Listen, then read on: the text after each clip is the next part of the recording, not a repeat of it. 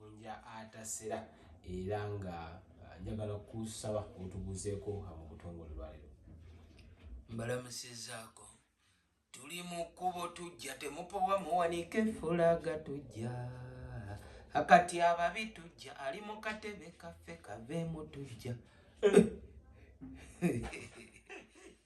mbi yayiseewo tugenda gishotingira kasanvu looza wensembi okulabakaawo. mwebale nnyo abali ku social media mwenna aba tiktokers buli akoze challenge mukama abawe nnyo omukisa mwebale ya birthday ya president baana byagadde ba tiktok era gwegwe nga agambe wedda akunoonya ngamba Omukunja namulabako mugundi ya Mu7 birthday ya Mu7 bana bakyekoze ndabira avuma saawo ningamba mbuto 3 kabasito ngali mu V8 mbuto 3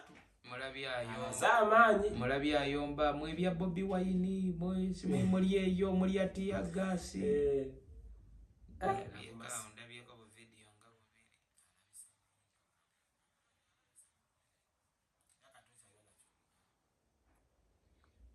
era katera omuntu atunula ngoye era sibana kyamuga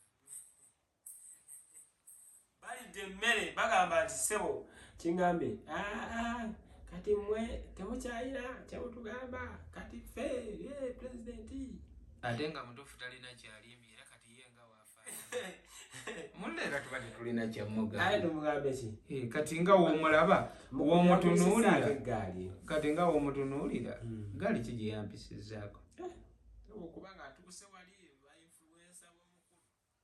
ba president Mu7 nabagamba nti akati kagatuuka be mwayita abalalu kuba naye namuwulirako nga gambu lwaki tutwala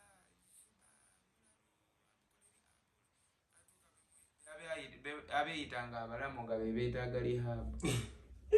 lavumase mulalu nze nagamba mwe mulinde obudde bugenda balaga buli kimu nze naga ekyo kijja kunama kiggweyo nakibalekera mubeere nga mukitunuulira mwe mukitunuulire butunuulizi kijja byonna bikola mpaka nga biweddeyo kife emmere ya mwana kasitayogedde ku mmere nemanya nti kati bwanono wetulaga kale nga nze ndowooza engeri bakaleke nayingiddeko emakerere ku kasozi k'abayivu mbasagala ate ku disappointment nga bafaani bange abantu aba ku mikutu gyonna YouTube, Facebook, Twitter, TikTok bayinza okugamba ye omuntu afunye omukisa balaka mukama mama fina namuweerera ddeyo makerere yayogera ku muntu atunula ngo afaanana yali kyaliwo so kati mbadde nkusaba baŋŋambye nga ntuuse makerere nti abantu abamu bwe mbaga sinnayogera ng'omuntu wakasozi abantu abamu sirina nakuboogerako so kati nsuubira omuntu gwe nandiyogeddeko mu pasenkiting eyo bwetyo ndowooza Dr. Sefuko gwenyinza kale okwogerako musajja ate ng'oggyeko buno obulamu bwa content views TikTok twala tugende social media Sefuko alinamu okutegeera okwenjawulo nnyo mu bantu botalina kisusa maaso ku TikTok nakikugamba bw'obanga oyagala otegeera TikTok abantu b'olina okulembezanga buli shakashi yega Sharif bamweya n'omuyaga ani omulala Miki yakikola n'akyonoona Miki yezimbira enju n'agyesaanyizaawo kati bano abasatu bembadde nkunyonyola newulisanga bulisha kashi ng'afaanana bubi newulimusanga talina kyeyeekoledde newaliba atya newuliwula nga bamwogerako ebifaanana bitya mu bantu abateeka abakola ekifaananyi kya TikTok bw'oba owakana kukubira jjajjaawo ali mu kyalo omubuuza ajja kugamba saagala binnyonnyola nnyo era abantu bo bakimanyi kituufu ekyo lwaki njogedde yega Sharif product ezisinga ku TikTok awo lwakuba tezivaayo kwogera bava mu Yiga Sharif. Yiga kifaananyi ky'abantu bangi yadde wamulaba awe mulavuma biki naye alina abantu bangi be yaleeta ku TikTok. Owokusatu nkugambye ani abadde Miki bamweyana omuyaga. Bamweyana omuyaga yakola ekintu. Bamweyana yasinziiranga Masaka nga tajjangako Kampala ng'asindika emizinga nga giva e Masaka awo nga gwali e Kampala ng'abantu bonna abasinga up to writing now abantu batono nnyo basobola okukakasa nti Bamweyana omuyaga tabeera Kampala. Abantu bamanyi wamuno munnakibuga abeera eri mu kyalo nga batuuse gy'abeera eri mu bafu mu mirambo mu kofini eryo zirimbo Masabo gokka bwe busaawa mu 10 ez'akawungeezi mu Uganda ye eri buba bwazibye basezi babbi batugumbuzi byonna eyo gy'abeere naye bali abantu Bamweyana nti Bamweyana omuyita munno nnyoloza lwaki wajja eno nze wano saagala asulewo era wajja eno luli lwasembyeyo okujjirayo asule ewali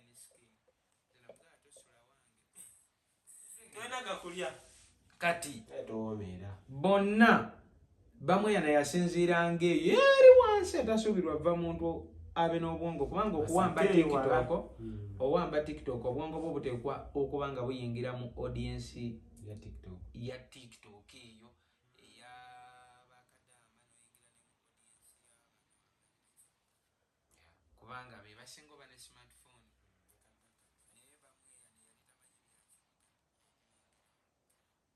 Naye Bamweyana yali tamanyi Miki olaba entujjo z'ekyakala byali okola kati ali mu bulamu bwa Miki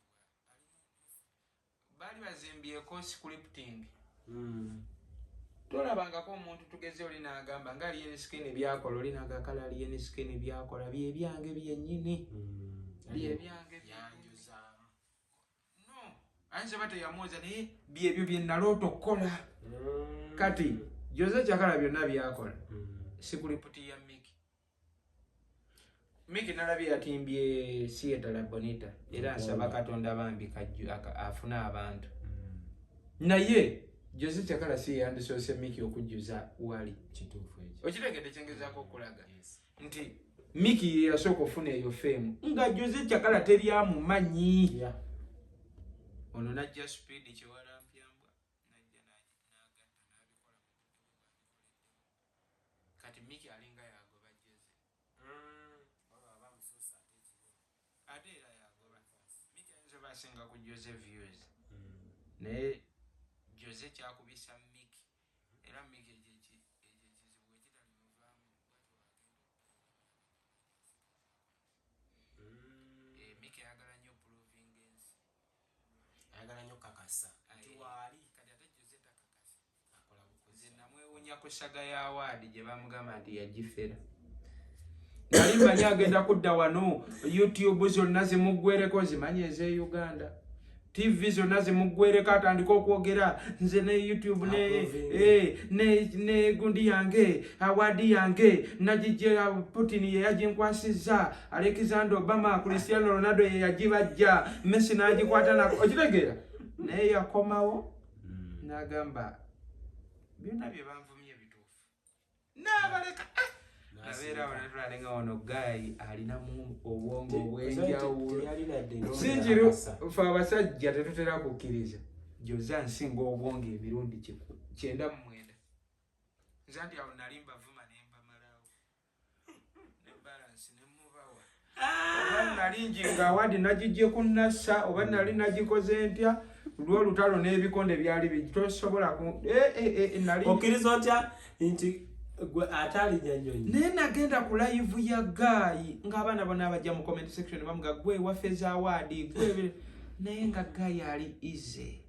ng'ayogera nansonga ze endala abantu abanyonnyola ngeri kijja Godfather ng'afiira ku mwana bambi Jose Kyakala blood byoli byonna Katonda yalwa nawo ko bikuwa naye blood bikusaana eya embeera ze kati Miki ekyo yekyabula mu Miki kyokka Miki Bamweyana we yagamba maama we simanyi bwe yamwogerako Miki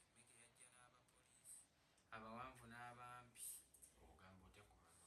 yabayoola n'akwata bbamu n'amussa munda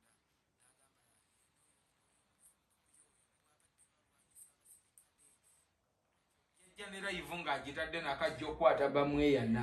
alage ensi nti nze ndi untouchable okitegeera nze nkutte gwe muyita owa ebitegeera kati ebyo tebabikola ebyo mwene ensi kati gye tulimu kati Miki abawagizi bonna be yalina ne bafuuka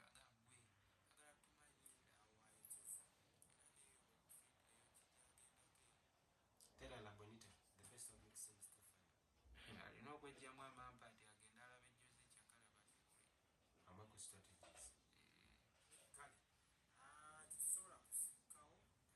wali mbadde mala na sefuko yankozeemu obubi sefuko okugenda mu ebyo ebintu ebyendyaleemu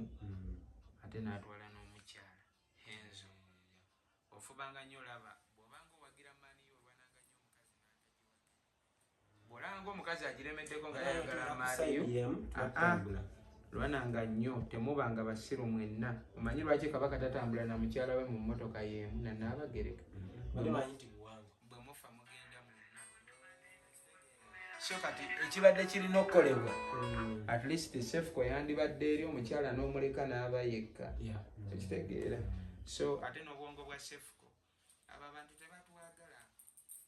abasajja b'endyaleemu tetuli bakyali baabwe baagala just tukozesa bukozesa full stop bayisewo bye bayisaawo tebatwagala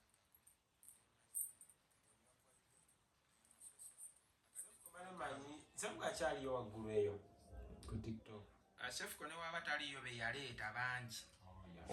otyanga nnyo omuntu nga yaleetayo ebikonge nakankaka product ya sefuko jowi ne waaba akola ebibyo ebifaanana bitya buli kyakola kikomawo ne kikontribute nekigira mu sefuko eyo goze lwaki alien musobola omala weeks 2 nga temwogera ku alien nga si ya trending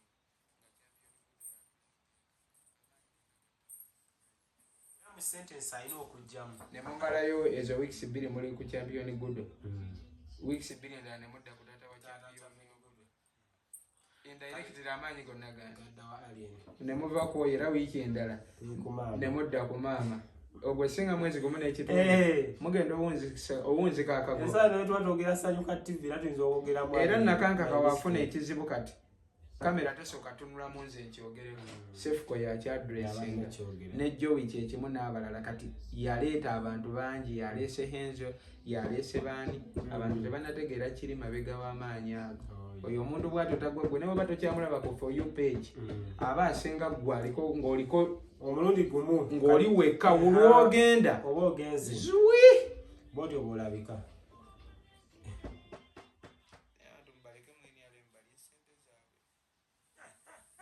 kale tukomye wano for now. Mukunya tujja kuba tumulaba next time.